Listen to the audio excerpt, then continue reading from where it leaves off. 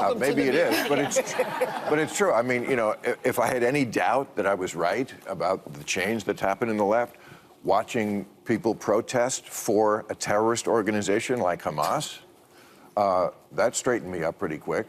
In an age where most commentators stick firmly to party lines, Bill Marr stands as television's most unpredictable voice. The man who once claimed to smoke just the right amount of pot is now creating chaos across the political spectrum by refusing to play by anyone's rules. His recent appearances on The View and his own HBO show have left both conservatives and progressives stunned, and sometimes furious. But what makes this comedian-turned-commentator so dangerous to the establishment? Let's dive into why Bill Marr has become the political wild card nobody can control. But you basically go after Trump and Biden, you know, both of them, and a lot of people are not happy with you about that. Not equally.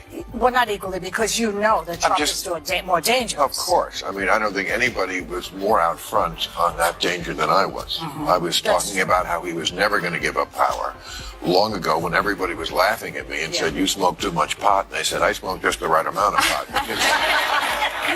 Don't tell me the left hasn't changed, Marr declared during his confrontational appearance on The View, instantly setting the tone for what would become a tense exchange. The statement hit like a grenade in the studio. For decades, Marr has identified as liberal, but now finds himself increasingly at odds with what he sees as a dramatic shift in progressive politics. Why is that a bad thing? It's not a bad thing, and originally that was absolutely a great thing. Alert to injustice, who's not for that?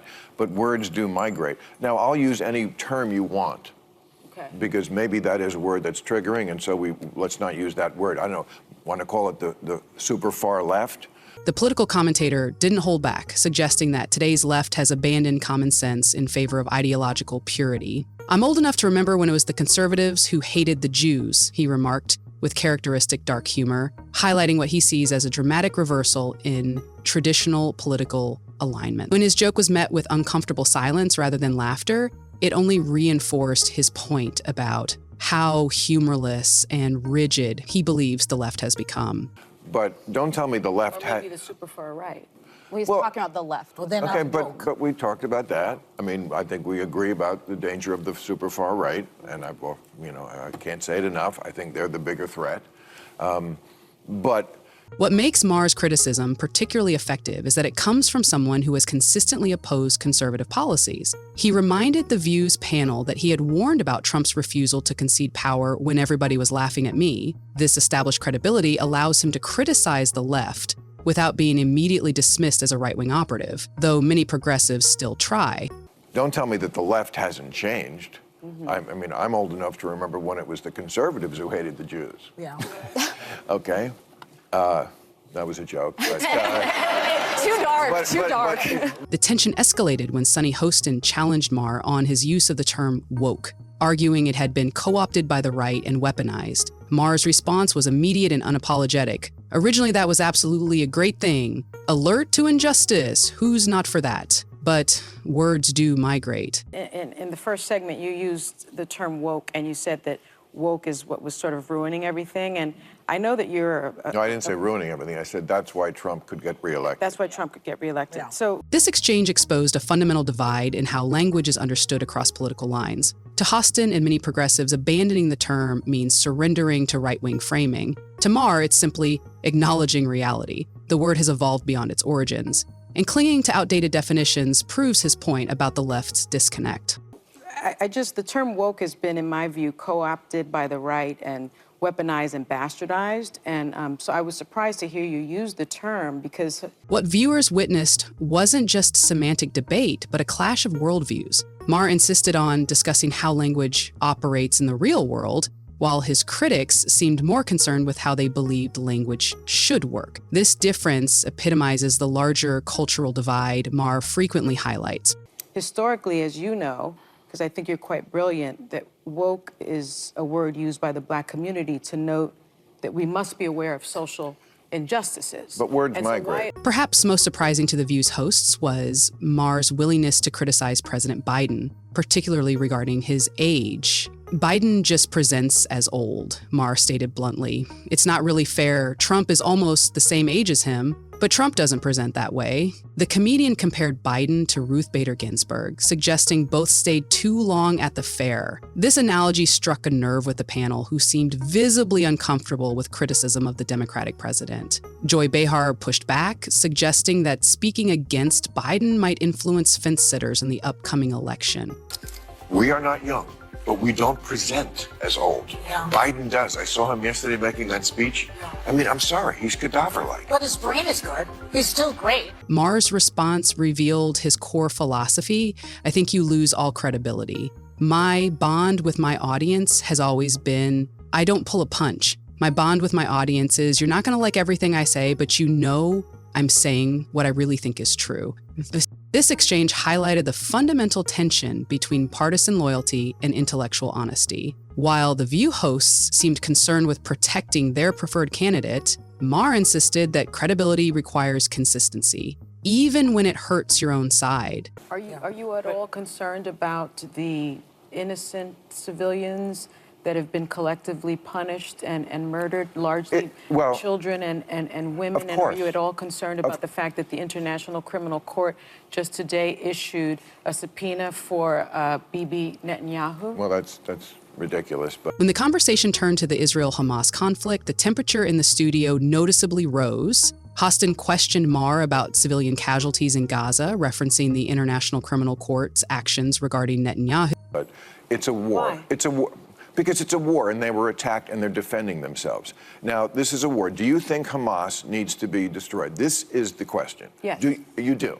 Yes. So how can we do that with a ceasefire? All right. So Hamas needs to be destroyed because they are a terrorist organization who say openly that they want to commit genocide on the Jewish people. Maher's response was direct. That's ridiculous. It's a war because it's a war, and they were attacked, and they're defending themselves. He challenged the panel, asking if they believed Hamas needed to be destroyed. And when they agreed, he pointed out the logical contradiction in simultaneously demanding a ceasefire. On the state of Israel. That's what from the river to the sea means, okay? And they say it very openly. They said, we did this attack. They've attacked Israel 5 times. They've started 5 wars since they were given that land back. They could have chosen to turn that place into any place they wanted to, and they took a lot of money that they took from the international community, and they spent it on bombs and guns and building tunnels. This segment revealed how Maher's approach differs from mainstream media handling of complex geopolitical issues. While many networks present carefully balanced perspectives designed not to offend viewers, Maher cuts through nuance to what he sees as the core moral questions, even when those questions make audiences uncomfortable. Do you find that the view that we're being shown seems to be meant to guide us into thinking about people one way, when in fact it may be a much bigger conversation? Oh, of course. I mean, the media is always going to just chase what is interesting to watch. I mean, I used to be able to watch the nightly news, for example. I can't do it. I mean, first of all, it should be called, here's some video we found that's fun to watch. Perhaps Maher's most provocative comments came when discussing PBS and NPR funding. They're crazy far left, he declared, dismissing the idea that these outlets maintain political neutrality. This assessment shocked many viewers who consider these institutions bastions of objective journalism. That's not the news. Yeah. You know, like anything that happens on a plane. Like the plane skidded off the runway, so what? Call me when anybody died, and it's not, the door fell off. Okay, I'm sorry. I understand the door falling off, but you don't want to be up in the air. No. Okay, I'm sorry. That one I needed to know. Okay. Okay. But you know what I'm saying? Yeah, I do. And then by the time you get to the last segment, it's just, you know, the bears in the swimming pool. Yeah. Maher suggested that government funding for media made sense in an era when Republicans and Democrats didn't hate each other and weren't at each other's throats. But in today's polarized landscape, he argued, such arrangements are unsustainable. You know, it's just nothing. Yeah. And it's narrative over truth. You know, I mean, it's not like when I hear people talk on either side of it, I always think they're lying. They're just telling me half of it. Yeah. And I never trust them anywhere until I check out the other half. Yeah. And it's tedious. Yeah. You know, I just want one place, and of course it's my book and my show. This criticism extends beyond specific outlets to the broader media ecosystem. Marr sees a fundamental disconnect between how media institutions present themselves as neutral arbiters of fact and how they actually operate as participants in ideological battles. This gap between claim and reality, he suggests, erodes public trust. And there's lots of examples of the media giving one side, as she says. It's the reason, I think, that we don't know about Biden's accomplishments, because it's too boring to say he fixed the infrastructure, he fixed the economy. It's not sexy. No one wants to hear. And they know that you know who is going to make chaos. They know it. Throughout his appearances, Marr repeatedly warned against intellectual isolation. Maybe take the clothespins off your noses and actually converse with the other half of the country, he advised. Stop screaming at people to get with the program and instead make a program worth getting with. 4 tribes. Basically, there's old school liberals, which I would mostly count myself as, old school conservatives. There's still some of those left. You've changed, though. This metaphor of ideological incest producing unhealthy offspring struck at the heart of modern political discourse. Marr suggested that ideas developed exclusively within ideological bubbles become malformed and dysfunctional, unable to withstand contact with reality.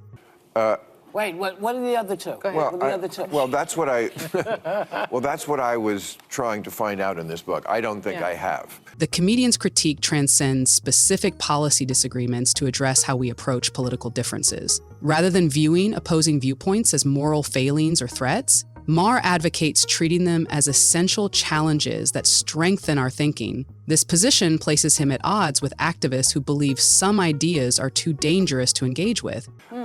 And, you know, we were saying in the break, we have to come up with a new word for woke. Let's have a contest, because this is a word that's triggering. But, I mean, those concepts that are different than they were 5 years ago, I mean, what makes Bill Maher's commentary so powerful and for some so infuriating is his refusal to be predictable. In an era where most political commentators can be trusted to defend their side regardless of circumstances, Maher's willingness to criticize all sides makes him uniquely valuable.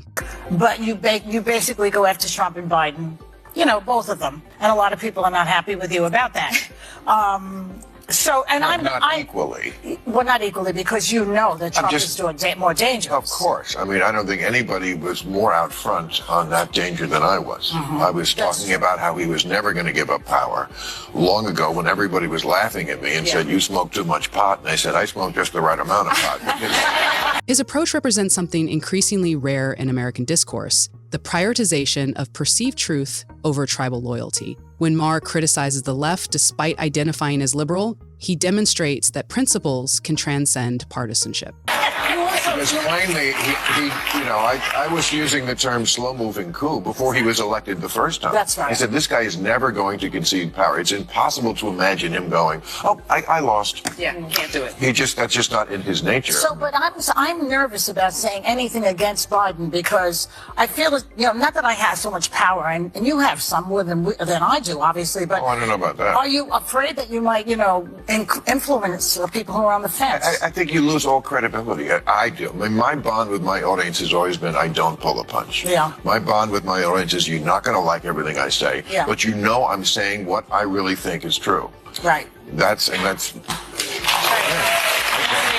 This independence comes at a significant cost. Marr faces continuous backlash from former allies who see his criticisms as betrayal, yet his insistence on speaking uncomfortable truths has built a unique audience that spans the political spectrum. Viewers united not by shared ideology, but by shared weariness with predictable partisan narratives.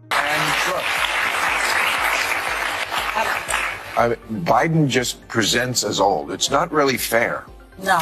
Because he's almost the same age. Trump is almost the same age as him. I know. But Trump doesn't present that way. You look at somebody right away, you can kind of just sum them up. I mean, we are not young, but we don't present as old. Yeah. Biden does. I saw him yesterday making that speech. Yeah. I mean, I'm sorry, he's cadaver-like. But his brain is good. He's still great. Well, here's what I said. Like, when I came back after the strike in September, I said, he should get out. As American politics grows increasingly polarized, Bill Maher's commitment to challenging both sides makes him not just a commentator, but a cultural litmus test. Your reaction to him likely reveals more about your relationship with ideological conformity than about the comedian himself. Because he's just lost the faith of people. It's not fair. He's actually done a pretty good job. But I said he's going to be Ruth Bader Biden. That's the term I use. Ruth Bader Ginsburg. She stayed too long at the fair. I remember Obama had her over to the White House, like in 2013, to hint, you know, hey, spend more time with the grandkids. That would not be a good idea, Ruth. And she didn't take the hint, and she was not in good health, and she stayed too long, and she ruined her legacy and got the Supreme Court now to be. Love him or hate him, Bill Marr has achieved something remarkable in today's political landscape. He remains genuinely unpredictable. In a media environment dominated by scripted talking points and predictable positions, that quality alone makes him worth watching, even when he's saying things we don't want to hear. We used to do, well, you did it. I was a guest on what was the homeless show? Comic Relief. Yeah. Remember that? Yeah. You were, great show. Yeah. And homeless was a term that I thought we kind of came up with because people were calling them bums and vagrants and hobos. Now that's homeless. not Now, no. It's unhoused. Well, it's people experiencing homelessness. But they're experiencing it on the street. Yeah. Okay, the liberal view of that was for compassion's sake. We're the liberals, we're compassionate. Let's get these people off the street. Yeah. That's not the view of the, whatever word we're going to come up with for this. Their view of the homeless is they're an endangered species that needs to be protected in their natural habitat. Living their best life under a bridge. You know, that to me is crazy. That's the kind of things, I haven't changed on that. I still think we should get these people off the street. That's the compassion sake. So I didn't change, they changed, and there's lots of examples of that.